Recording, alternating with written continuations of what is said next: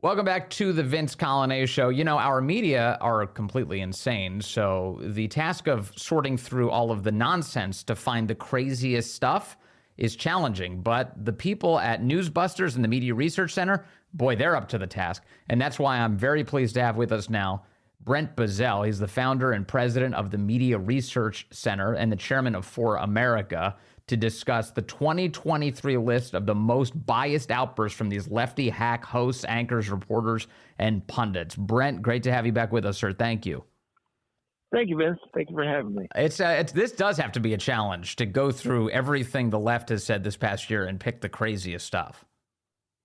Yeah, I mean, every year it is. We go through thousands of hours of footage and I don't know how many reams of paper looking at everything in the press. And every year they're just more and more outrageous. How do you how does it make your consideration? Do you have people in the office who make nominations and then you've got to decide which ones are the worst? Yeah, I mean, this is a benevolent dictatorship here, and it's subjective because there's no way of objectively measuring the outrage in the press. So we look at it in the staff, and we have various people we bring in, and we sometimes farm out the suggestions to them, and sometimes we make the decisions internally. This year we made them internally. Well, it's pretty awesome. Well, it's a good list. How do you want to start? Do you want to start with the winner, or do you want to start with the honorable mention? Well, we got 4 honorable mentions and a winner. So why don't we go backwards? Okay, great. Great. All right, so first up is an honorable mention. This one's a headline. This is the only one that's a headline. It comes from Vanity Fair in May of this year. What was it? The headline, report, Ron DeSantis will formally announce his 2024 bid with Elon Musk because apparently David Duke wasn't available. No explanation is needed on that one. Isn't it amazing? Well, I will say that isn't it fascinating how the left doesn't want to own David Duke and instead put him on their political opponents? Like David Duke, we're talking a Democrat racist, and they are so desperate to run away from their own history that they pretend it belongs to the Republicans. Racism is the ultimate charge of rogues. And this is what all the left seems to have left with these days. It's just simply to accuse everybody of racism. So Elon Musk is somehow a racist. I don't know why. I don't know how he could ever make that list. But it's settled science with the left that Elon Musk is a racist like David Duke. Yeah, it's amazing. It really is. It's disgraceful is what it is. And now next up on the list is a piece of audio. This comes to us from MSNBC. Set this one up for us. Well, here's the interesting thing. Poor CNN did not win a single slot in 2023. I'm very disappointed in them. They have to lower their game next year, yeah.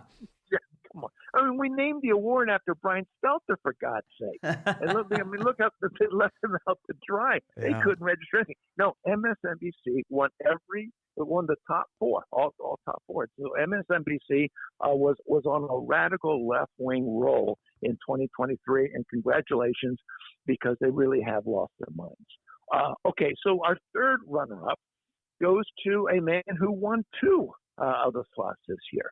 Political contributor Jason Johnson on MSNBC's Deadline White House on February 1st. Again, another one dealing with DeSantis. Yep. But this one, and again playing the race card. Yeah, here's the quote. Here we go. I'll play it for you. This is Jason Johnson on MSNBC, February 1 of this year. There are lots of people who are perfectly happy with black people being murdered on a regular basis. Let's be honest, they're happy to see black people be killed. And or bare minimum, I think the most charitable interpretation is black people being killed to them, to politicians like Ron DeSantis, to politicians like Cameron in Kentucky. Black people being killed is just the cost of doing American business. It's just the cost of doing American business. This strikes me yet again, Brent Bozell, as a case of projection. It's the American left that ignores the rampant death of black people inside of the cities that they run, and their media outlets who refuse to cover with any intensity the source of their problems. Absolutely. When was the last time you saw coverage of black-on-black violence where they denounced black-on-black violence? They won't do it. because it goes against their narrative. But notice the inflection. To me, it was the inflection on the word happy. He underscored with inflection the fact that white people are happy to see black people killed. It's disgraceful. He is, I don't know if this is your view, but my impression, having seen a bunch of clips from this guy, is that he's among the single most vile political commentators that has access to these cable networks. And he does this on a pretty routine basis, doesn't he? Yeah, he does. And he's brought on just to say outrageous things, just to get the crazy MSNBC crowd riled up. He's a carnival barker for the radical left. Boy, well, I can see why he made two positions on your list. We'll get back to him in a moment. Next up, though, is your second runner-up. Who is that? Well, Joy Reid. Joy Reid cannot make any you can't have any worse of the radical far left losing their minds list without Joy Reid on it. And she's won our award more than once for the quote of the year. But again, here we go again. Another race card played. I guess you're going to play the clip of it. Here it is. But once again, it's MSNBC playing the race card. Yeah, Joy Reid talking about the death of Tyre Nichols at the hands of, I believe, they claim it was black police officers, 5 black police officers. Here's Joy Reid's explanation. Now, if you have a heart, what happened to the 29-year-old father, skateboarder, FedEx driver, and amateur photographer should outrage you. It should shock and disgust you, as should the so-called brothers who chose to behave like a little blue gang rather than as black men. But it damn sure shouldn't surprise you. What happened to Tyre Nichols was as American as apple pie. As American as apple pie. So the interesting there is you hear Joy Reid, she's saying that the cops here don't deserve to be called black men and that their first priority should be their blackness. Yes, and she might as well also have some of the inflection of that they're happy that black people are killed. The worldview of them, and it sets up the first runner-up because there is one black man who has been savaged his entire career because he didn't toe that line, that he didn't play the race card, and that worst of all, he's a conservative, and maybe even worse than that, he's on the Supreme Court. Clarence Thomas has been attacked with the racism because he was black. Had he been white, he wouldn't be attacked the way he's attacked. But the way he's being attacked now is through his own wife, and the people attacking him are the very same people who deplore racism in America today. So it's okay to be a racist when you're going against a conservative. And this one was, again, Jason Johnson, September 11th, this going after Clarence Thomas and Ginny Thomas. Another vile attack from a vile commentator. Here he is. I want this to be really clear. There has not been a more destructive force in the American jurisprudence in the last 30 years than Clarence Thomas and his wife. They are the most destructive force in American jurisprudence. Those two together, they form like a Voltron of evil. I mean, is anything? I mean, it's interesting. You hear this and you're like, well, that's like the polar opposite. Actually, Ginny Thomas has been a great American patriot who supported so many great conservative causes, and her husband, Clarence Thomas, Justice Thomas, has been an absolute all-star on the Supreme Court. I shudder to think where our country would be if Clarence Thomas were not on the Supreme Court. No kidding. And I think that anytime I ever feel sorry for myself for being attacked by someone, I just think Clarence Thomas. And therefore, I mean, my goodness, what this poor guy has had to put up with, simply because he believes in the rule of law and he's a black man. That's all it is. And Ginny Thomas is a friend of mine, and she's devoted to her husband. And now they're going to get to him. They're going after her, and they're going after them as a family. So he is a despicable human being. I don't know how else to put it. Yeah, it's unbelievable that they have to put up with all that crap. All right, let's go to your winner this year, because man, the list you've already played for me, I felt like all of those could have been the winner for worst of the year. But who gets that distinction? The man who I think still insists he's a conservative, I don't know. I think he gave up that gig a few years ago, but he used to pretend he was. Joe Scarborough from MSNBC. Joe Scarborough has spent, though, ever since Donald Trump showed up on the scene, which, by the way, he used to praise. Yes, he sucked up to him so much during the 2016 election. It was unbelievable. I was embarrassed. I was like, man, that's a little too much. He absolutely did, Vince, and thank you for bringing that up because he did suck up to him. So he's utterly two-faced about this. But he decided at some point he didn't like Donald Trump, and now Donald Trump is the most dangerous man in on the face of this earth. I mean, I do not exaggerate this. He's not using hyperbole here, folks. And in this quote, as you listen to this quote, it's not hyperbole. This man is serious about the words he's doing. And since then, he's been doing smashing his desk and banging on it and, calling the world to arms against Donald Trump. But this quote that you're going to hear, he's serious. Yeah, in case you're wondering why the left has gone crazy, check out the morning show they consume.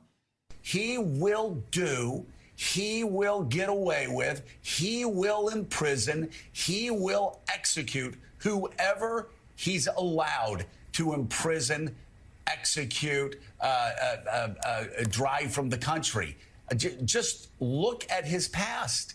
It's not really hard to read. The only thing that stood between him and the destruction of American democracy was the federal judiciary.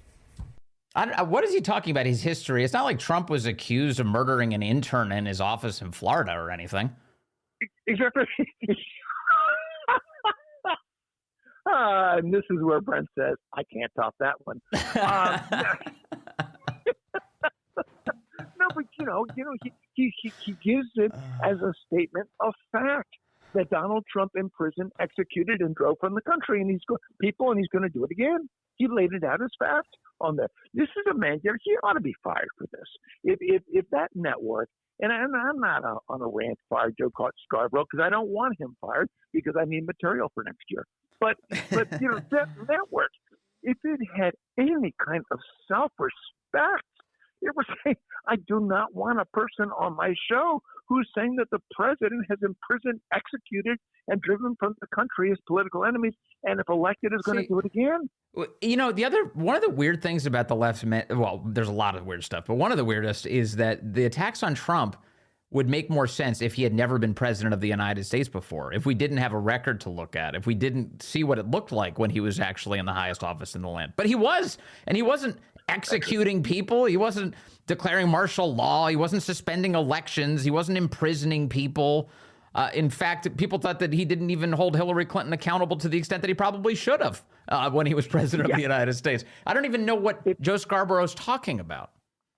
If there was a lick of honor in our national news media today, what you would see would be a plethora of stories saying that in the run-up to the 2016 campaign, it was suggested that Donald Trump was going to be the end of the earth as the world as we knew it.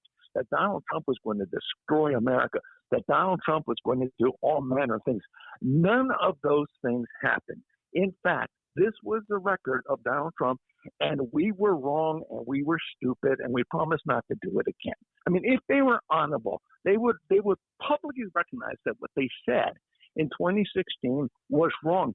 What they're doing now is simply doubling down on what they said in 2016 and they said in 2020. Listen how they haven't given up the Russian hoax story yet. Listen, though, it's been completely exposed for being nothing but an operation from the left, from Hillary Clinton's camp, with 51 top people from the deep state who got behind it, and was a complete falsehood. Note they are still bringing that up, as if they will not let go of the fact that somehow he stole the 2016 election when there was no truth to it. And by the way, one very quick last thing. The next time somebody says that Donald Trump or conservatives are crazy about the elections being stolen in 2020, that's this new poll that's come out. And I was one that said that, but maybe we can't back that statement up. But this new poll that shows that 43% of the public voted by mail-in ballots in 2020, which was overwhelmingly Biden supporters, and 21% of that number has now publicly admitted that they cheated. Where's the investigation? Yeah, zero interest, especially from places like MSNBC, which you have documented so well this year. Brent Bozell, Merry Christmas to you, Happy New Year, and thank you so much for doing this work. It does have value. I really appreciate that. Merry Christmas, Vince. God bless.